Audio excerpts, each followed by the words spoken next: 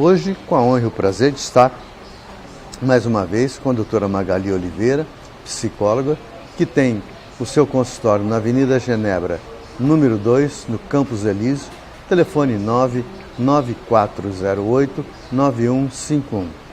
Ok, doutora. E os relacionamentos conjugais? A gente viu que a pandemia detonou aí muitos casamentos, né? Pois é. Os relacionamentos conjugais. Nós temos hoje, porque assim, quando nós falamos em casamento, na versão antiga, vamos lá, do nosso tempo, era quando você se casava com uma moça, com um rapaz, você saía de casa e você ia montar a sua família, né? Atualmente nós temos aí uma família muito aglutinada. É uma família onde o filho casa e fica em casa, a filha casa e fica em casa, e essa família vai aumentando, e ali você não consegue criar a identidade da sua família, porque você ainda está sob a tutela de uma identidade familiar ou dos seus pais ou dos pais da sua esposa. E quando nós falamos nessa pandemia que nos obrigou literalmente a conviver com os nossos pares, muitos casamentos não suportaram, porque eles só sobreviviam porque um estava longe do outro, encontrava só final de semana, encontrava só à noite, só viajava, e quando precisou estar ali sozinhos para tomar conta da sua casa, para preparar o alimento, para dar banho no filho, para fazer a tarefinha de casa, eles não encontraram o suporte necessário para dar continuidade nesse relacionamento. É lastimável, mas aconteceu e aconteceu com muitas famílias.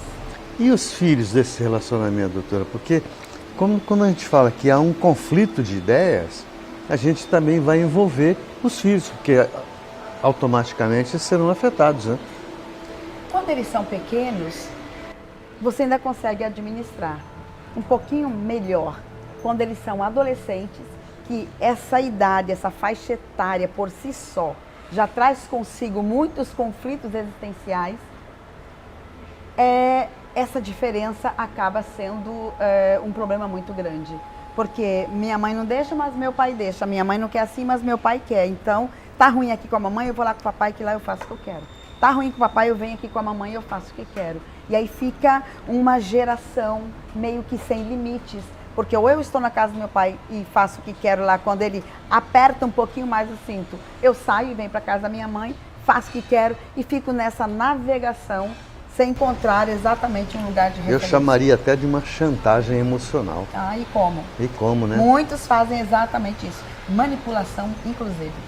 Porque hoje a gente vive e tem acompanhado alguns casos. Eu, por exemplo, na família tenho um caso desse, de os filhos estarem matando os pais aos poucos.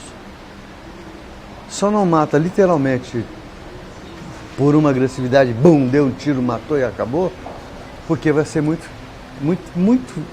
visível que foi morto pelo seu próprio filho, mas vai matando aos poucos. Como, por exemplo, se é um pai ou uma mãe diabético, dá-se menos insulina ou mais, dá alimentos que as pessoas não podem comer e por aí vai. Então, a gente tem visto isso e às vezes que a gente vê, ou então que sabe de um caso desse, é muito triste a gente ver que aquele filho que você fez tanta coisa, que você lutou, que você passou noites e noites de sono para poder estar ali dando o melhor, querendo o melhor, e depois você recebe uma punhalada dessa. O que a gente tem que fazer num caso desse, doutor? Olha, muitas vezes se deve ou à criação, né? Pode ser que tenha sido esse processo de criação, de você criar no teu filho a responsabilidade e o cuidado com o outro, de repente isso foi negligenciado na parte dos pais. Ou pode ser pelo perfil de personalidade que esse filho tem. Porque não é porque é filho que às vezes não é perverso. Então, às vezes tem um perfil de personalidade mais perverso.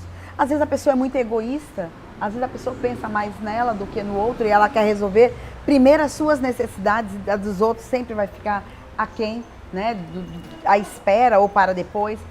O que nós pais temos que fazer? Nesse caso de uma negligência tão grande, primeiro a gente tem que denunciar, né? Porque você está sendo negligenciado na sua saúde.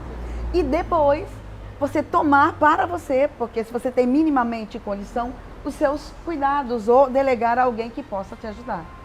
Porque tem filhos que eles não vão dar esse suporte emocional que os pais precisam.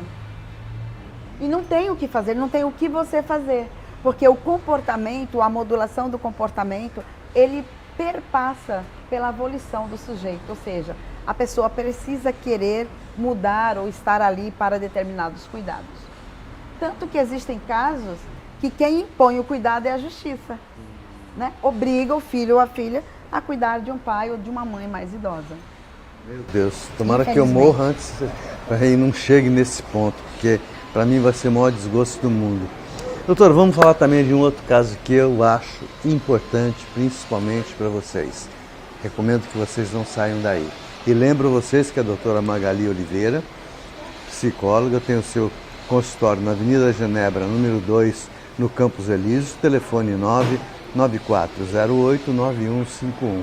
E esta é a Churrascaria da Vila, que tem aí aquela comida especialíssima. Doutora, a sexualidade do nosso povo ficou muito esquisita aos nossos olhos, principalmente das pessoas mais maduras. Está tudo muito mais aberto, está tudo muito... Hoje, se falar que o cara ali é um homossexual, você já vai preso também, e por aí vai. Então, como é que a gente tem que lidar com isso, se nós somos oriundos de uma geração que tem até dificuldade de falar a respeito? Essa geração mais antiga, ela tem dificuldade até de falar sobre o sexo comum, normal, do nascimento de um filho, de uma filha que vai ficar menstruada, da primeira relação sexual. Tem uma dificuldade, tem uma barreira muito grande, né? A geração atual, eles são mais abertos, eles têm mais facilidade de falar sobre isso. Isso é uma vantagem, porque eles conversam abertamente sobre suas angústias, sobre seus medos, claro que com algumas exceções. Mas a maioria, pelo menos quando se fala de terapia, de consultório, eles vão muito despidos para falar sobre isso. Porém, essa geração que conhecia pai e mãe, homem e mulher, nessa combinação mais binária, né, da heterossexualidade, hoje nós estamos diante de uma amplitude de manifestação sexual. Tanto que nós temos uma sigla que ela foi com o tempo aumentando. Era LGBT, agora é LGBTQIAP+.